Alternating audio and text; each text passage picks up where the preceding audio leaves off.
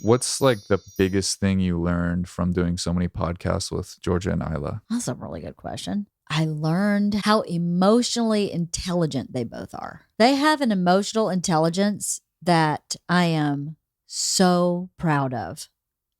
I also learned that they are, I don't know how to say this. This is not the right way maybe to say it, but they're good with me. They're good with their dad. And not a lot of kids are good with their parents, but they are. And that they're not only good with me, they're good with adults in general. And that made me really proud. But yeah, their emotional intelligence and knowing who they are, like as I live with them, I think they know who they are. But when conversations on a podcast are very different than they are. We don't sit around and talk about some of this stuff. I try to talk about some of this stuff, but they're not interested. But again, with my vision of this podcast, I've always said to them, the reason I have you on here is so that people can experience my relationship with my kids and 2 kids who are pretty amazing and have a lot to say. And so maybe a parent at home who's struggling with a kid who has a learning disability can watch me and you talk about your learning disability and learn something about their kid. That's the purpose. It's not to be, again, exposition-y. It's not to be like, here are my kids. It's a deeper purpose than that. And I believe, and maybe no, I'm not even going to say that. I believe I have a really good relationship with my kids, and it's not a mistake. It's because I worked my ass off to have one, because I plugged in and I never unplugged and ever unplugged. And I'm so proud of that relationship. And I think that it is possible for every parent and child. It's possible for everybody. So if you can see, we're not perfect, by the way. There's still times I don't understand either one of them.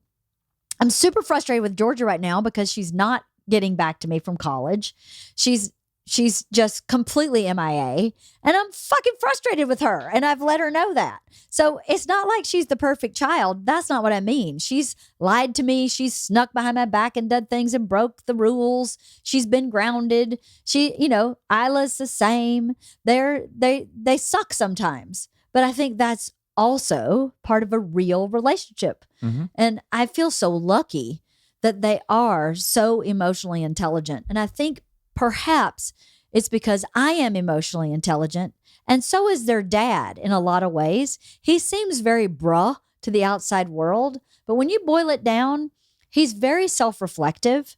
He may be reactionary, but he can usually come back to what's really going on and adjust and pivot or apologize or change his behavior. Not always, but that's an emotional intelligence also. So I think they're in this family structure where we are all very communicative, and we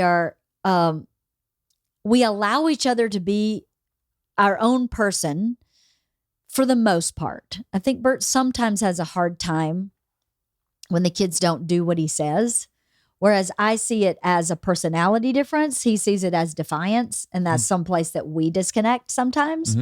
And sometimes he has to really bring me into, no, they're being defiant for me to really understand it, because I just think they're just different than me. I would never do ABC, but I don't have anxiety, or I don't have dyslexia, or I don't have fill in the blank. Yeah. So why would I ever impose my way of life on their person? And he's going, no, I recognize myself in that action. I know what she's doing. Yes. Yeah. And she's doing ABC where I don't think that way. So, but yeah, I think that's what I've learned, is that how emotionally intelligent they actually are, which makes me feel really good about their future.